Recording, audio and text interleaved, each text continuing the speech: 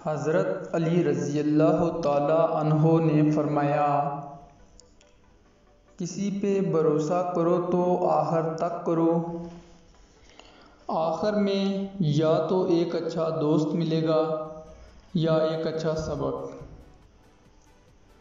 مشکل وقت آ جائے تو کسی کا احسان نہ لو، کیونکہ مشکل وقت 4 دن کا اور احسان زندگی بھر کا ہوتا ہے۔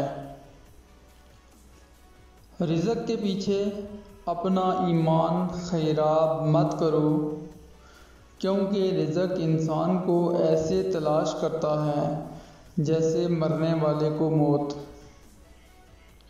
جب تم دنیا کی مفلسی سے تنگ آ جاؤ اور رزق کا کوئی راستہ نہ نکلے تو صدقہ دے کر اللہ سے تجارت کر لیا کرو۔